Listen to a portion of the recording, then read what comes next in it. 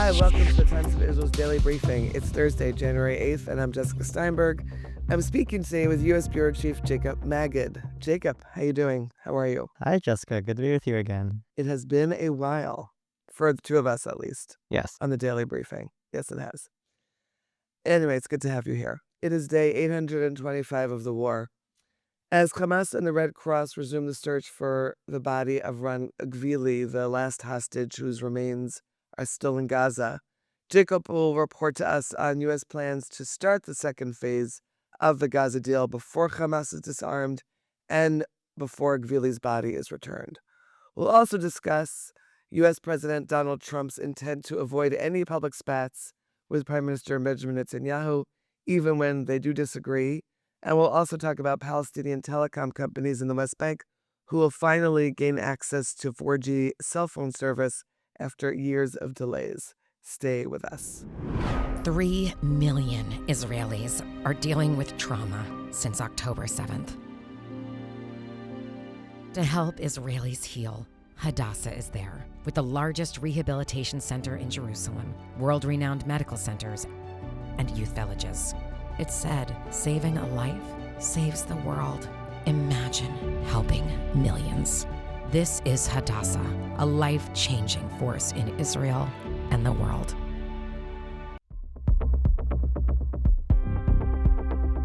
Okay, so Jacob, you've got this inside story that's on the top of our pages right now, early in the morning in Israel, about the Trump administration aiming to unveil the Board of Peace to basically move forward on this next stage of the very fragile Gaza ceasefire, despite the fact that these two major issues are not resolved yet. Hamas being disarmed, Gvili's body not yet returned. Tell us really I know that this was the rumor that's out there, but clearly you've been covering Bibi and Trump since very closely, especially given Netanyahu's visit to Mar-a-Lago recently.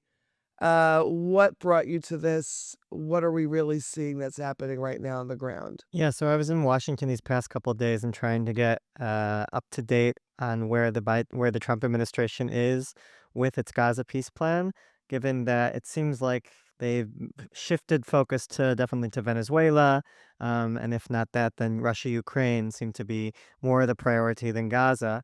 Despite we did just have this visit from Prime Minister Netanyahu. So what I try to do in this piece is give updates on where things stand. And what I was told over the past couple of days is that while the meeting publicly, the public parts of the meeting seemed to go quite well, privately there was some difficult messaging that was put forward regarding the need to move forward with this phase two of the deal that the Trump administration has been trying to do. There was an effort to maybe announce a transition to phase two in December, maybe even slightly before Christmas time, but that got delayed given the lack of international enthusiasm and support for the plan and getting different parties to join the various mechanisms that are going to be created in phase two in order to advance the post-war management of Gaza, but also because the ceasefire itself has been so fragile. So what was decided is we're not going to wait any longer. We're going to move forward and possibly next week make this announcement and start unveiling the different components of phase two. So those are the Board of Peace, which is this board of world leaders that Trump will be leading. Then below that, you'll have this executive committee that will be kind of will be managing more closely what's Logistics. actually happening on the ground. And it will be made up and kind of led by Nikolai Mladenov, a UN envoy, a former UN envoy to the Middle East who knows the parties very well. And he'll be kind of liaising between the executive committee and this next body, which is called the Palestinian Technocratic Committee. And in addition to that, then you have this ISF, the International Stabilization Force, that will be helping stabilize the situation in Gaza, phasing out the IDF in the 53% of the strip that it still is currently controlling. So in this story, I try to update on each of those different bodies. And what I can say is regarding the Board of Peace, we talked about and regarding the Board of Peace, we reported several days ago regarding that the U.S. had gotten 6 countries on board, Right. and some of them in Europe, some in the Middle East. There's not a lot of progress on that, getting additional countries beyond that. But what's interesting is that they're trying to fill seats, and in the meantime, what they're looking at doing is adding the heads of the International Monetary Fund, the World Bank, and even the World Economic Forum. 3 different major international bodies that they'll have their chiefs, their chairman that will likely be part of the Board of Peace. That's what's being considered now. Regarding the Palestinian Technocratic Committee, what I was told is that the Shin Bet was given a list of 12 names of potential Mm-hmm. individuals who would be part of this government that will be running day-to-day affairs in Gaza. The point is for them to be independent and not affiliated with either the PA or Hamas. At least that was Israel's condition. And basically, the Shin Bet came back and gave 8 of those names and said that they gave them a kosher stamp and said those are good to go. I think the It's PA pretty had good.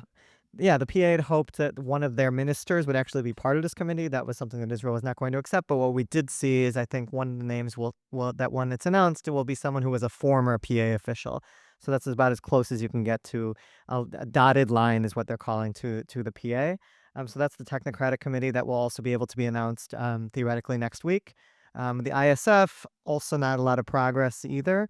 But what I was told is that the importance of this body is not as much as what we once assumed, because they're not going to be dealing with as much with disarmament. It's not going to be a peace enforcing body. I wanted to ask about that. In other words, having economists and and diplomats on this board, they're not the ones who are going to deal with Hamas disarmament or the return of Ron Gvili's body. So, and this kind of jives with your the next story that we wanted to discuss. But before we get to that, so what is then the plan? In other words, how you gonna really balance those two pieces out? Thanks for pushing me here. So, regarding disarmament, the idea is to, even though they're not planning on waiting until it's completed in order to start with phase 2, what they are trying to do is begin the process. And we've talked about this a little bit, but the idea I'm getting more details on in recent days is that you're going to have Hamas pushed to agree to give up its heavy weaponry. And regarding the light weapons, that's not going to be something that simply Israel will allow to maintain. There's like 60,000 theoretically AK-47, something like that, coming out of Gaza or in Gaza right now. So the idea is to have some sort of buyback program, is what the term that they're using, where either in exchange for jobs or money, they'll be able to return or decommission their weapons in some sort of warehouse. Now, there are people that are very skeptical that Hamas will agree to this, but the mediators that I've spoken with from Egypt and Qatar and Turkey are somewhat optimistic. They feel like Hamas is in a corner right now, and this is their best option. That Israel feels very differently, but it's interesting that the U.S. is also optimistic. I think they're hearing from the mediators a lot of confidence in Hamas's and the ability to get Hamas to agree to this plan. And regarding Ron Gvili, I think that we saw over the past 24 hours resumption of the efforts to look for his body. There had been a slowdown in those efforts for several weeks now. I think what the argument that some of the mediators were being told from Hamas was that the security conditions on the ground have been too difficult because there have been almost daily Israeli strikes. I think that's not necessarily really the reason why. I think there was frustration over those strikes, and therefore a decision was made strategically to hold back. To push And I back, think right? in recent days, we've seen renewed pressure by the mediators to say, no, we need to move forward because we don't want this to be one of the reasons that we can't move forward with this into phase 2. So that's kind of what we're seeing happening over the past 24 hours. Okay, so then let's move into this next topic though, which is basically that, and because it really does jive with what we just talked about, we have Trump believing that presenting a united front with Netanyahu makes Netanyahu more amenable to certain U.S. requests, even if Netanyahu is not moving as quickly as Trump's administration would like. Um, and you wrote that this was really, you could see this on display at Mar-a-Lago, where Trump was praising Netanyahu all the time and saying how fabulous he is. And so where else are you seeing this playing out? In other words, it was kind of surprising to see that, but until what point does it last in a sense? That's a In other fair words, this is what Trump wants to do, but what about his administration. It was interesting to see, given in the lead up to this meeting in Mar-a-Lago, how much reporting that we had done and other sites had been doing about the supposed frustration amongst President Trump's aides, or in the Trump administration more broadly, with Prime Minister Netanyahu, a feeling that he had been dragging his feet regarding phase two, Right. and not really allowing for things to advance. And all of a sudden, so there was all this frustration. We reported a little bit about it.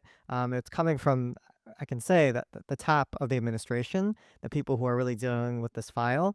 But then when the two leaders are getting together, we see President Trump going as far as saying that Israel might not exist today if Prime Minister Netanyahu weren't in office, which is quite a quite a statement to make. Yes. And in addition to all the other flattery that the two of them had about each other. So they're putting up this very friendly front, and it led me to wonder, was what I was hearing beforehand not true? And what I was told afterwards by one of those sources who was trying to justify, kind of, or explaining what he had been telling me before, which was that, look, we as the aides to the president are the ones dealing with Prime Minister Netanyahu in Israel on a daily basis, and that has been a struggle at times, and that's where the frustration comes. But we're not always looping in, and intentionally so, not looping in the president, because he's not dealing with those day-to-day decisions about when to open the Rafah crossing. That's been something that the U.S. has been Sure. pushing Israel for a long time about, back and forth, and they think they got assurances in Mar-a-Lago, they think they got assurances before, and then it ends up not actually happening. I think what this official tried to explain is that, yes, maybe there might be frustration at the senior aide level, but it's not it's not rising to the president's level yet. And partially is because that there's a strategy that President Trump is taking right now with Prime Minister Netanyahu, which is to show a very warm relationship publicly. I don't think he feels like he gains something politically by causing having any sort of strife that comes out in the media at this stage. Now, I think what was made clear in the meeting privately is that if things don't advance the way President Trump would like to see that, then we could see a different approach. But I think there was some justified, probably, pushback to maybe to some of my reporting, or elsewhere from Prime Minister Netanyahu's supporters, who are saying the press is trying to present this as if, because the press doesn't so-called There's a like wedge, Netanyahu, right? or we're trying to create a wedge between the parties when it's not really there. What some of Trump's aides are trying to say in response is, they wouldn't go as far as arguing that just right now that things are good at the top level, but that could change. It's interesting that there are some similarities between Trump and Biden and their attitudes toward Netanyahu, as different as those two presidents are, of course. I'm glad you brought that up, because so when I pushed on that issue to one of the Trump aides that I spoke with, they said, well, no, because you're right. There was that same strategy, and definitely earlier on in the war, where there was constant the framing was, it's the bear hug strategy, that the Biden administration was going to try to keep things private, the disagreements private, and publicly have a united front, because that will ensure that Israel's adversaries won't take advantage of the situation. But what the Trump aide that I spoke with said is that's not really how things ended up playing out with the Biden administration. You had constant criticism, even publicly, of the Israeli government's policies towards the Palestinians. So even if they tried to keep things private, they didn't succeed in doing so. Whereas with Trump, we're clearly seeing that we haven't seen any, beyond him saying at one point that he won't allow Israel to annex the West Bank, there's never been personal attacks directed at Prime Minister Netanyahu. Even privately, it's been more specific, or inyani, I guess you could say, regarding what their issues are. But you can definitely see a warm relationship between President Trump and Prime Minister Netanyahu. Part of that has to do with the way that Prime Minister Netanyahu has had a very successful way in managing this relationship during his time in office. I think I was even told about one incident where there was a very senior aide pushing back on Prime Minister Netanyahu a policy regarding Gaza during a phone call with President Trump. And actually, you saw President Trump side with Netanyahu over one of his very senior aides. So that's currently the dynamic. It kind of, with Trump, there's a lot of unpredictability. In that Right. in that Shifts can always situation, happen. it played to Netanyahu's favor. No, interesting. All right, let's go to a quick break. When we're back, let's talk about 4G in the West Bank. Stay with us. What if prayer doesn't work? This question strikes us as a distinctly modern one, an outgrowth of the slow disenchantment of the world. But in truth, the question is an old one, and one given space to breathe here. Welcome to Thoughts and Prayers. I'm your host, Jessica Fisher. Join me on a deep exploration of the relationship between religion and modernity through personal stories, classical texts, and conversations with leading rabbis, scholars, and educators. You're almost not supposed to be doing this interview. Our prayers accumulate on God's doorstep, piled outside like an unimaginably tall stack of letters. We cannot give up on the relationship because God doesn't come to the door as quickly as we may like. So let's keep knocking. Perhaps the gates of compassion will be opened. Join us every week on Thoughts and Prayers wherever you get your podcasts.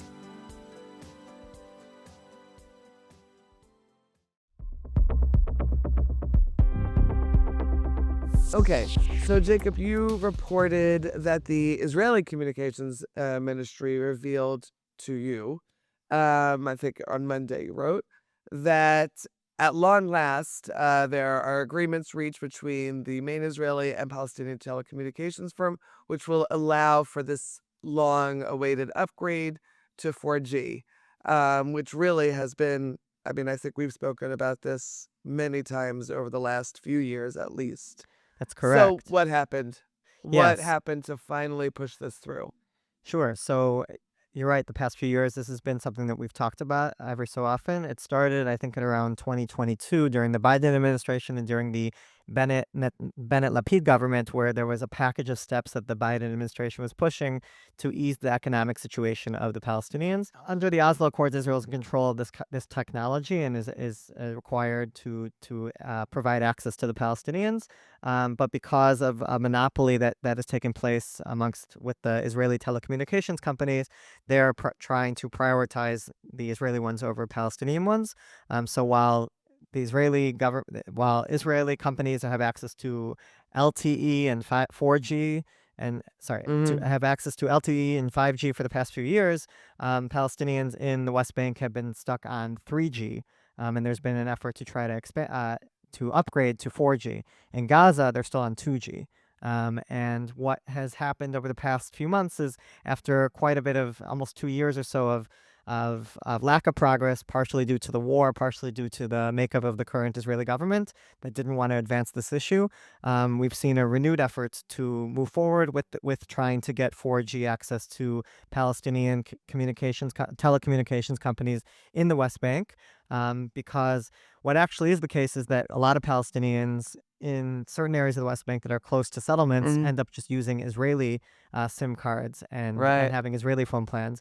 But those that are in major cities that are further away are not really able to do so and have to rely, and therefore have been using 3G.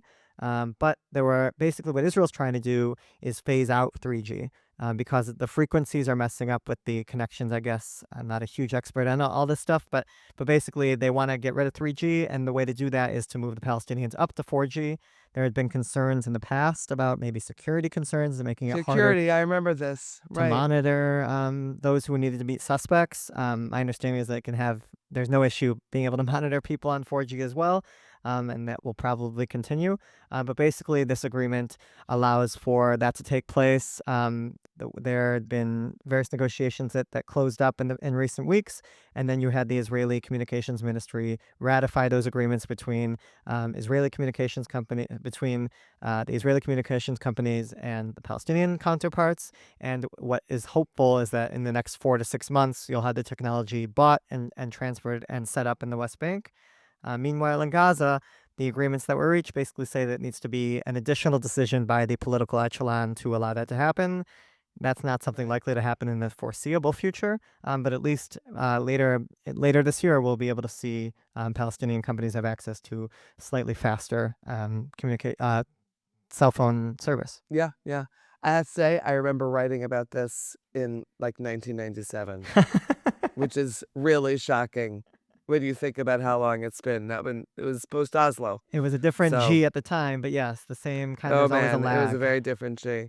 Yeah, always a lag, always an issue with the telecom equipment. Okay, thanks, Jacob, for updating us. Always good to hear what you have to say. Thanks for having me, Jessica. For sure. And thanks to you for listening to the Times of Israel's Daily Briefing. Stay tuned for tomorrow's installment. This episode is produced by the Podwaves. Always feel free to recommend us to other listeners and rate us wherever you find your podcasts. Until next time, take care and be well.